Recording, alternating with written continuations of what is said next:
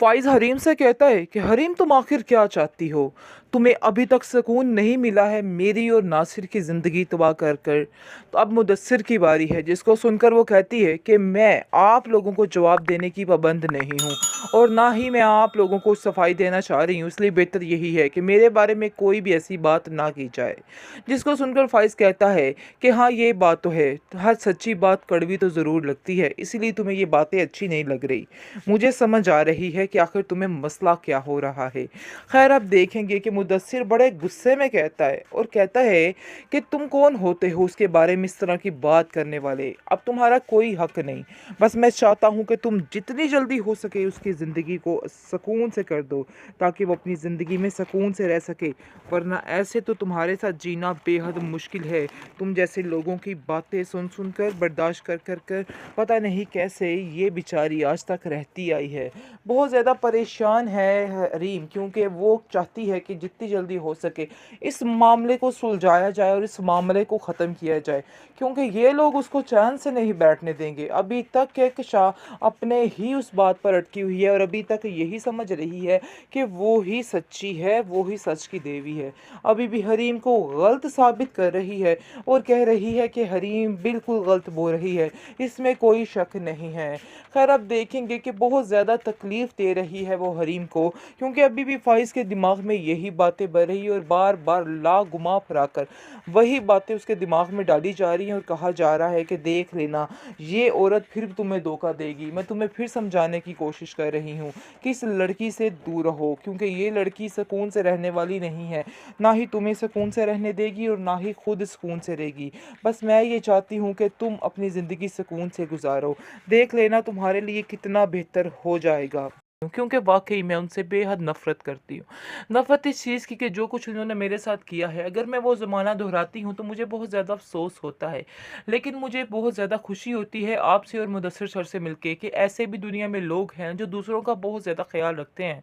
यकीन मानिए, आपको देख के ऐसा महसूस होता है कि वाक़ई आपने तरबियत अपने बेटे की बहुत अच्छी की है। लेकिन दूसरी तरफ जैसे ही मैं फ़ाइज़ को देखती हूँ तो मुझे अंदाज़ा हो जाता है कि तरबियत का असर इंसान पर कितना असर करता है। कि यानी जिस तरह से कहकशा बेगम ने उसकी तरबियत की है, बेड़ा गर्क करके रख दिया है और बस दूसरों पर तोहमतें लगाने के लिए ही इसको छोड़ा हुआ है। इसके अलावा उसकी ज़िंदगी में और कोई मकसद रहा ही नहीं है और उसका ज़हन भी बिल्कुल वैसे ही है जैसे उसकी माँ का ज़हन है। इसलिए मैंने भी फैसला कर लिया है कि अब इस काम को ख़त्म करके ही मैं सांस लूँगी। मैं अब ऐसे नहीं रहने वाली हूँ, क्योंकि मज़ीद अब इन लोगों की बातें जो हैं वो मैं बर्दाश्त नहीं करूँगी। मैंने इनकी बहुत खिदमत की, लेकिन फिर भी मुझे कुछ भी नहीं मिला, कोई चीज़ हासिल नहीं हुई है सिवाय इसके निदामत के। अभी तक वो लोग मेरे बारे में ऐसा ही सोचते हैं जैसा कल सोचते थे। कि वो कहता है कि चलो जो बातें थी वो ठीक है, लेकिन एक पल के लिए भी अब हम लोग इधर नहीं रहेंगे। खैर, जितनी देर इन लोगों ने हमें यहाँ पे रखा, हम इनका शुक्रिया अदा करते हैं, लेकिन मज़ीद इन लोगों की तरफ हम नहीं रह सकते। बहुत ज़्यादा गुस्से में आ जाती है हरीम और कहती है कि हाँ ठीक है, मैं खुद आप लोगों से कोई रिश्ता नहीं रखना चाहती, मैंने तो पहले ही ये बात कर दी थी। ऐसे होना भी ऐसा ही चाहिए, फ़ाइज़ लोगों के साथ तो बिल्कुल इसको रहना ही नहीं चाहिए। और दूसरी तरफ ज़िल्ले हुम्मा भी अल्लाह को जब प्यारी हो गई, और वैसे भी अब इसको सीधा जाना चाहिए उधर और जाकर अपनी ज़िंदगी उधर ही बसानी चाहिए, क्योंकि मुदस्सिर की माँ की ख्वाहिश तो वैसे भी पूरी हो गई कि वो चली गई। और उसके बाद दूसरे नंबर पे आप देखेंगे कि अब उसको ज़हन है कि जल्दी से बस वहाँ से हरीम की जान छूटे और हरीम इस घर में आ जाए, क्योंकि वो हरीम से बेहद प्यार करती है बिना किसी लालच के। लेकिन वो चाहती है कि मुदस्सिर की ज़िंदगी फिर से बात हो जाए, फिर से वो अपनी ज़िंदगियों में खुश रहे, बस और कुछ नहीं। फ़ाइज़ की आंखों से शक की पट्टी अभी तक नहीं जा रही। अभी तक वो ऐसे ही हरीम पे शक कर रहा है और समझ रहा है कि हरीम ही गलत है। लेकिन अभी तक उसको अंदाज़ा नहीं है कि उसकी माँ ने क्या क्या चालें चली हैं और इन दोनों को अलहदा करने के लिए क्या दिमाग भर के रख दिया है फ़ाइज़ का। फ़ाइज़ को जब इस चीज़ का पता चल जाएगा तो वो बहुत ज़्यादा परेशान होगा, लेकिन उसके बाद कुछ नहीं आएगा, क्योंकि वो जो कर रहा है बहुत ही गलत कर रहा है। इतनी बेतबारी इस रिश्ते में नहीं होनी चाहिए थी। इंसान जिसके साथ रहता है उसको इतना तो जांच लेता है कि ये इंसान किस किस्म का है। खैर जी, ये तो ऊपर की बातें हैं तो आपको बताते चले, फ़ाइज़ को ऐसा नहीं करना चाहिए था। मुदस्सिर की हमदर्दी में हरीम जैसे ही आप देख रहे हैं लफ्ज़ बोल रही है और मुदस्सिर से कह रही है कि आपको अपनी ज़िंदगी जीने का हक़ है, वो उसको दिलासा दे रही है और उसको कहने की कोशिश कर रही है कि ज़िल-ए-हुमा की यादों को दिल से लगा के रखिए। ज़िल-ए-हुमा क्या कहते हैं, चली गई है इस दुनिया से, लेकिन ये नहीं कि आप जीना छोड़ दें, आपको भी ज़िंदगी की तरफ बढ़ना है, अपनी माँ के लिए आगे बढ़ना है। वो उसको ये समझाने की कोशिश कर रही है और उसको कह रही है कि आप परेशान मत हो, मैं आप परेशानी में आपके साथ हूँ। लेकिन जी फ़ाइज़ ये सब बातें सुनकर उल्टा ही मतलब बना लेता है और कहता है कि नहीं, तुम गलत हो, तुमने तो ठेका ले रखा है पूरी दुनिया के मर्दों को अपने बस में करने का। यानी कि सबकी हमदर्दी बटोरती हो, सबको हमदर्दी करती हो। मैं तुम्हारे बारे में क्या कहूँ? यानी कि बहुत सी बातें उसके बारे में करता है, जिसको सुनकर हरीम शदीद परेशान हो जाती है और गुस्सा करने भी उसकी हिम्मत नहीं रहती। वो कहती है कि तुम मेरे मामलात में मत पड़ो, तुम्हारा कोई हक नहीं बनता कि तुम कोई भी बात आके मुझसे करो। मुदस्सिर को भी काफ़ी गुस्सा आता है। मुदस्सिर कहता है कि आप किस किस्म की बातें कर रहे हो और किस लहजे में उससे बात कर रहे हैं। आपको इस तरह की बातें करना ज़ेब नहीं देता है। आप नहीं जानते हैं कि क्या-क्या हुआ और क्या नहीं। लेकिन मैं आपको ये बताना चाहता हूँ, जब आप पर हकीकत खुलेगी तो आपको इस चीज़ का अंदाज़ा हो जाएगा कि आपने क्या चीज़ खो दी है।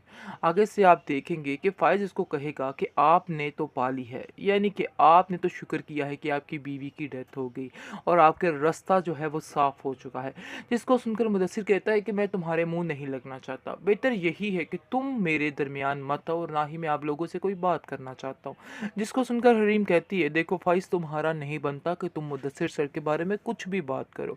इसलिए बेहतर यही है कि उनके बारे में कोई भी ऐसी बात ना की जाए।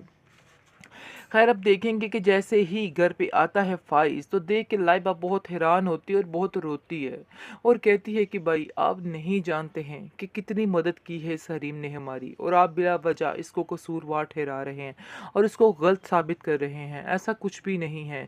इस बुरे वक्त में सिर्फ़ और सिर्फ हरीम भाभी के अलावा कोई भी हमारे काम नहीं आया है। लेकिन फ़ाइज़ अभी कहाँ सुनने वाला है। ताज़ा-ताज़ा उसकी आँखों पे पट्टी बंधी हुई है और वो देख के आ रहा है कि हमदर्दी बटोर रही है मुदस्सिर की वो। इसलिए अब देखेंगे कि वो कहता है कि चलो जो बातें थी वो ठीक है, लेकिन एक पल के लिए भी अब हम लोग इधर नहीं रहेंगे। खैर जितनी देर इन लोगों ने हमें यहाँ पे रखा, हम इनका शुक्रिया अदा करते हैं, लेकिन मज़ीद इन लोगों की तरफ हम नहीं रह सकते। बहुत ज़्यादा गुस्से में आ जाती है हरीम और कहती है कि हाँ ठीक है, मैं खुद आप लोगों से कोई रिश्ता नहीं रखना चाहती, मैंने तो पहले ही ये बात कर दी थी।